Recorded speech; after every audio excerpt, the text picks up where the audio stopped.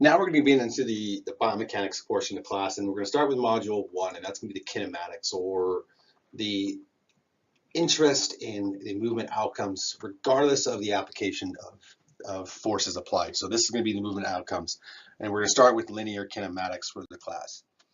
Again, so kinematics is the identification of human motion regardless or without the identification of the forces involved. Now, so the linear components is very important. We talked about this previously, but it's all points move through the same space over time. So it could be just a rectilinear, where it's just straight line, or it could be curvilinear, where you have still this arc from A1 to A2 is the same as B1 to B2, but they're in a different location relative to the space, okay? So we'll talk about how we're going to look at linear kinematics and what it refers to as far as a point through space with the human body. Generally, a lot of times we'll talk about center of mass, and we'll go forward through there. There are some key components to linear kinematics and identifications. And so a scalar, when we talk about the scalar components, we talk about mass, distance, speed, volume. And the real component here is we're just talking about the magnitude, okay? So there is no directionality to these lines. We just know that they are one distance or one size, one mass, one speed. It doesn't tell us where we're going. So if I said you were going 21 miles per hour, that would just tell you how fast you were going. You wouldn't know in which direction. Differently, we have vectors. Now, vectors have a magnitude and a direction to them. And typically you see them direct by arrows. So the arrowhead tells you which direction the magnitude of that variable is going. So here we have things like force or displacement or velocity or acceleration. And all of these have a directionality along with that magnitude.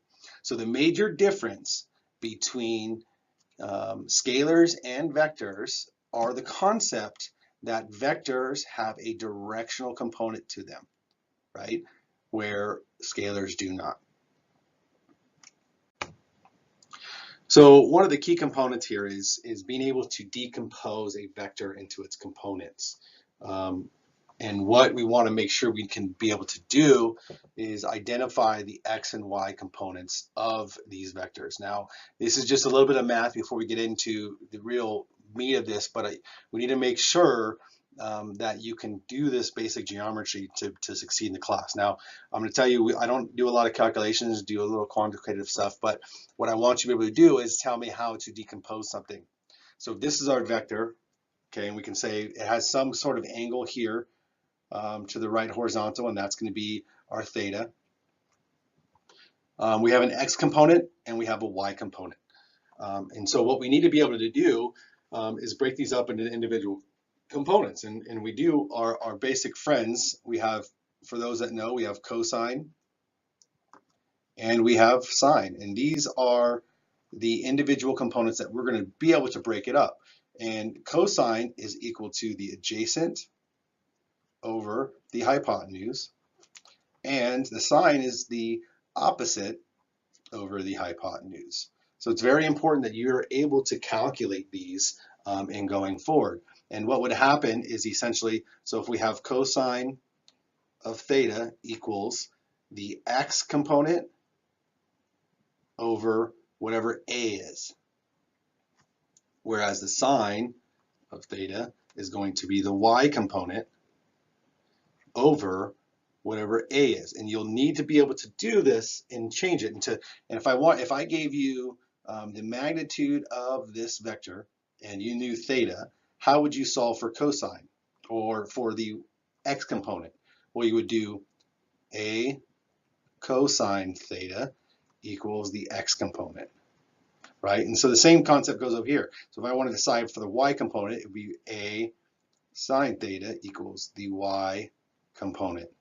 So this is the very basic concept that you're going to need to be able to decompose a vector into its X and Y components in the 2D dimensions to do calculations. So the first component when we talk about linear kinematics is going to be the position. This could be referred to as distance or displacement, and we'll talk about what the differences are.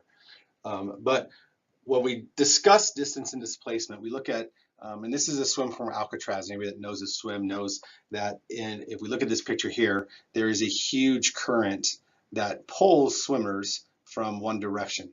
And in both of these instances, you can see it's going from right to left or east to west, going back out of the bay. Here's Alcatraz. Here's San Francisco Bay area. Here's Alcatraz. And so individuals are swimming from a boat. As you can see in this picture better at 2, this is a boat, and they jump out and swim back to San Francisco Bay.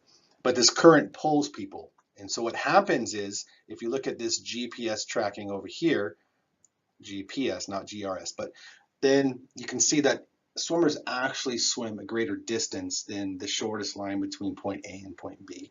And that's really what we're talking about between the difference between distance and displacement. Distance is a scalar quantity, and it refers to this total path traveled.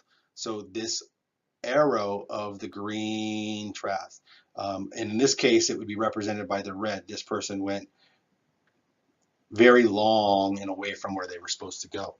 The difference being in a vector quantity of displacement, so displacement is our vector, it's the shortest path between the start and the end point. Get rid of that. So it's the shortest path between start and end. So if I look at this graph, here's the end, here's the start, it's this white line, the shortest path there. That's your displacement in space. The same with this over here, we have between 2 and 4, this green is your shortest distance. So what this tells us is that things are measured, and say you're like 400 meter or 200 meter on the track, they're measured for the shortest distance around the track, but sometimes we run shorter or longer depending on the path we take.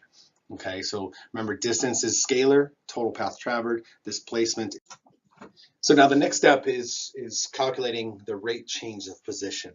And this is, if you look at the rate component, rate has a temporal component to it. So it's what happens with the position change as time changes, as time goes on.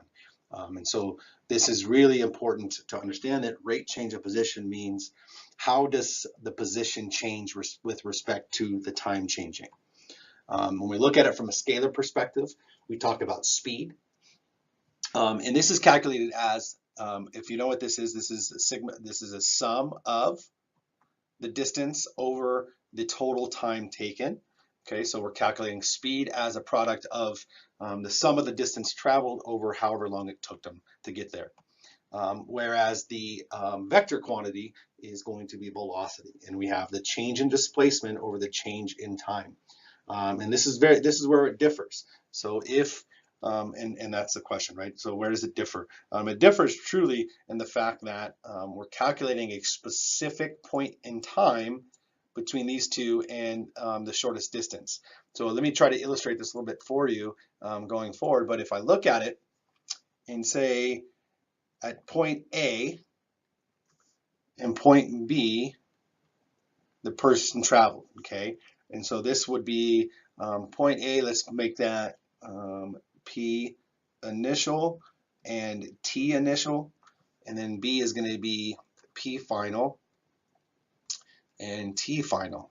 Okay, so to calculate that, you would simply do P final, so B minus A divided by T final, B time minus A time, and that gives you the velocity. So you're going to say over a certain period of time, this person changed positions in displacement at this velocity. Okay, so that's what you would end up doing. Now in my world, and one of the things I've highlighted here is this idea of 2 delta t, because what I do calculations with, and when you do frame rates, you're doing things in say 60 hertz or 120 hertz. And this is a known sampling frequency. So we know how many frames per second it has. So each delta t is a known delta t. There's not a difference between this one and this one. So if I have P initial and this is P final, I can say that to calculate the velocity at this point, and we'll talk about this later, I can say that's 1t, 2t, and that's what 2t is, because I know it has to be 2 delta t's to get me that value, okay? If I wanted to calculate it between this one, it would be 1 delta t, but we're typically looking at a frame in between two other frames, and so that's what you would, and you'll understand that more going forward, but just understand that the 2 delta t means we take the frame rate based off the hertz, okay? So if it's 60 hertz, to calculate that, we would divide 1 by 60. So 1 second minus 60 samplings, and that would give us the frame rate, okay? And that's what we'd use as delta t, and then because of the calculations we use, we typically go 2 delta t.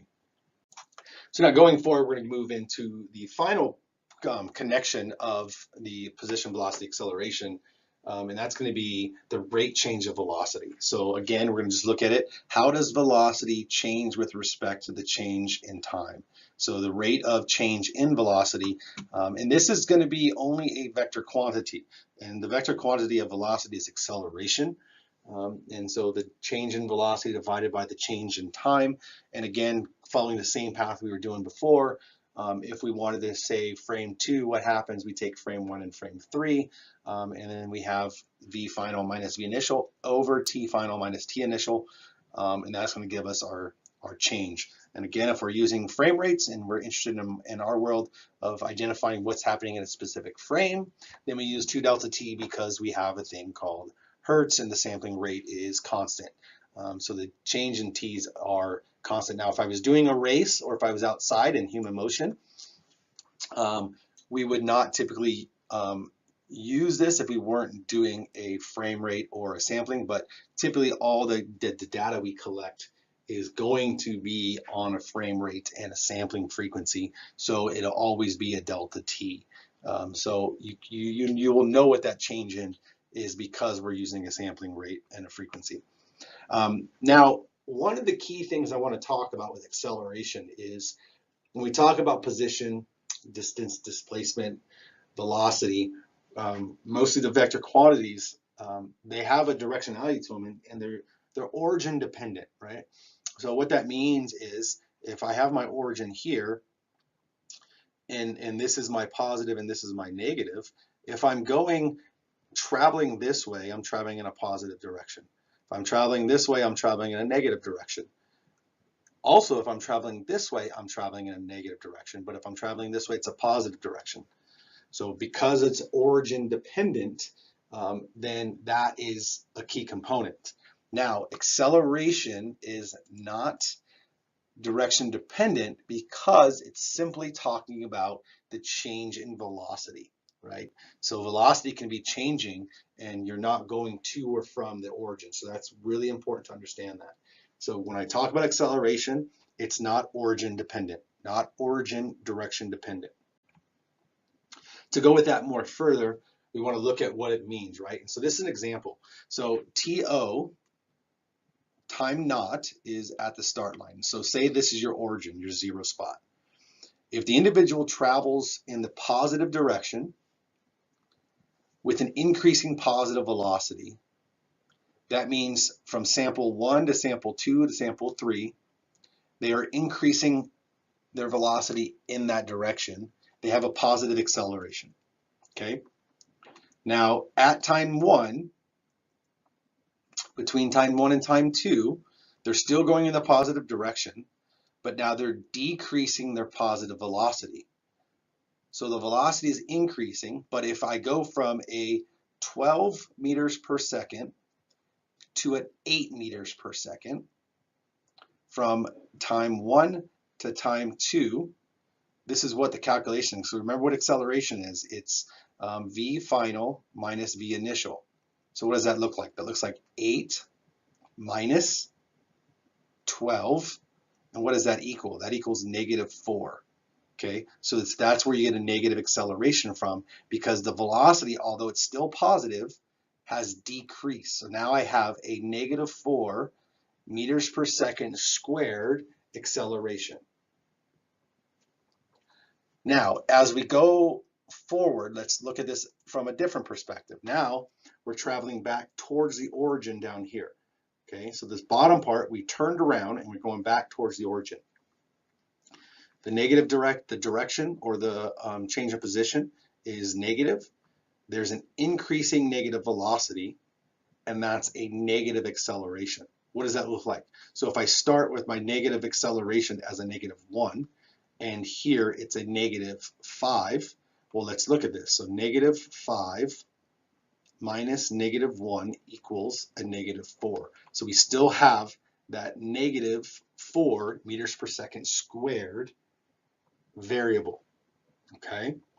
So what does that look like going forward? Well, here I still have my negative direction, so my negative velocity, but now it's a decrease in negative velocity. So if I take that same -5, and now I'm at a -1, well, what does this look like? Well, the -1 has now become my V final. So I have a -1 minus a -5, and what does that equal? Well, that equals 4 meters per second squared, right? So that's positive. So just understand that basically because in this one I went from -1 to -5, but here we went -5 to -1 meters per second velocity, it changed the directionality of, or the polarity. Let me say polarity because directionality might get confusing, but it went from -4 meters per second squared to 4 meters per second squared, with everything else being equal, negative, negative, negative, negative. So this is what my illustration to you to show you that acceleration doesn't depend on the origin direction. It depends on what's happening with the velocity. So it's very important, and I wanted to sum this up on one major slide to talk to you about the units of each of these. So here we have the three components, position, velocity, or speed, and acceleration. And so understanding what these units are is very important to go from back and forth. And I'll tell you, one of the biggest struggles that I see with individuals in the class is they forget the units, and they go back and forth in units. And for you to be successful, I really think I want you to focus on what the units are, okay? But it all depends on what we're talking about, and that's what the units come down to be. So remember, position could be either distance or displacement. And it's really about what you do it in. You can do it in meters, inches, yards, miles, kilometers, centimeters. You can do it in millimeters. You can do it in whatever kind of position you want. But commonly, you'll find in our classes that we use it mostly in meters, miles, kilometers. You'll see some inches, but for the most part, I try to use the metric system because of the rest of the scientific world uses the metric system. So most of the time, you'll see it from a position standpoint there. Now, speed or velocity is whatever your unit is in your position. Unit of position, that is what you need to transfer down, and then whatever your unit of time is, right? So unit of time could be milliseconds, it could be seconds, it could be minutes, it could be hours, but this is where you really need to pay attention to what the unit is of the question, because oftentimes I'll ask a question in meters and some people will put inches per second, and so they get it wrong because this doesn't match up with the meters. So if I give you a question in meters, the velocity or speed should be meters per second. If I ask you for minutes, it should be maybe kilometers per hour, not miles per hour, right? So if I ask you something in kilometers, you shouldn't give me the answer in miles. So these are the key components that I want you to focus on with that.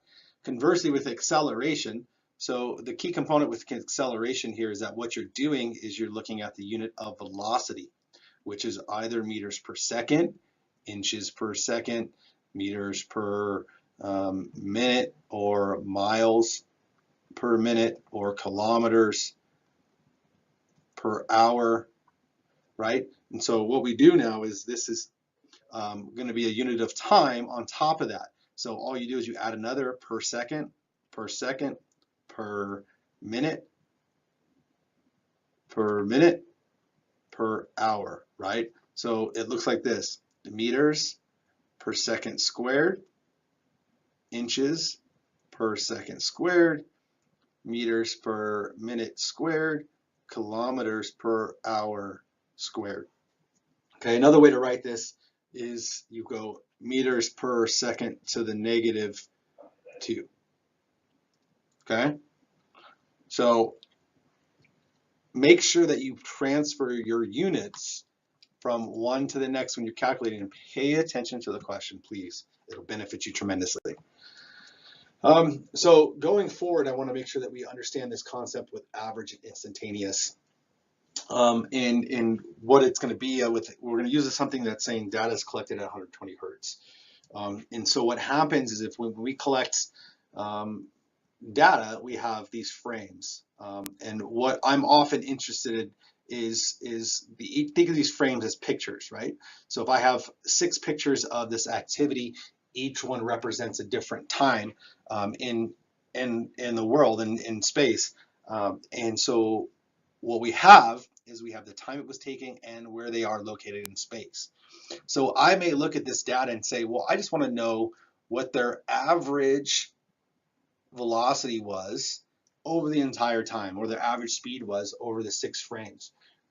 Or I may say, no, you know what I really want to look at this and say, I want to know how they were behaving at frame 3. Now, what I could say is what their average was at frame 3, or for the first frame 3s. And then so I could use all 3 of these. But if I wanted to use and look at that instantaneous snapshot of frame 3, I would use an instantaneous variable. And what that is I would take the frame before and the frame after to calculate what happened at frame 3, right? So instantaneous is going to be, if I'm looking for frame 3, I take frame 2, and that's my final, and compare it to frame 1, which is my initial. So now if I look back to the equation, I have P final minus P initial divided by T final minus T initial tells me the velocity at frame 3. Okay, let me write it again for you, and I'll write it a different way. So if I want to find out what's the velocity at frame 3, I look at position at frame 4 minus position at frame 2 divided by time of frame 4 minus time of frame 2, which would be this. I would be 0.760 minus 0.748 over the time, which is 0 minus 0.008. This is where that 2 delta t comes in, because if I just substitute this with 2 delta t, which is 2 times 0.008, I would have the same value as there. Okay, but this would give me my velocity at frame 3. Conversely, if I just wanted to, if I looked at the average between 2 and 4, it would be the same. But if I wanted to see the average velocity between 1 and 5, then I would do this. I would go, okay, what is the total distance? The total time would be 0.032, and this is from frame 1 to frame 5. And the total distance would be 0.0 whatever 765 minus 743, so 22, right? And so that would be my average velocity from frame 1 to 5. Okay, the total position change versus the total time it took. Okay, so this is kind of what it looks like here. We did that simple calculation. So this represents the average from 1 to 5. This represents the average from 2 to 6. Okay, where if I go forward, now we've done the individual. So 7688 is the instantaneous at 2, and what I did there, right? So it's position of 3 minus position of 1 over 2 delta t. If I want, and that equals frame 2 velocity. If I wanted to do the velocity of frame 3, which we've calculated as 0.750 meters per second, it would be P4 minus P1 over T4 minus T1, or 2 delta T. Okay, so that's the difference between instantaneous and average. Typically, when you look at the research world and when we're calculating things, we do instantaneous because we want to know what's happening in that particular frame, because that's what's of interest. If we just wanted to see how somebody performed over a great distance, over a full race, we could use the more of the average component. So just to break it down, you have linear kinematics. It's broken down into both scalar and vector. And again, if you want to understand the difference between the two, the difference means which one has a directionality, and the direction goes with the vector, okay? And then that's broken up into three components. The scalar, we only have two. We have distance and speed. The vector quantity that corresponds with distance is displacement. Speed is the scalar analog to velocity. And then you have an additional one, which is acceleration, which is the rate change of velocity. So remember, when we go this direction, it's the rate change of the previous. So speed is a rate change of distance, velocity is a rate change of displacement, and acceleration is a rate change of velocity. And rate change means as respect to the change in time.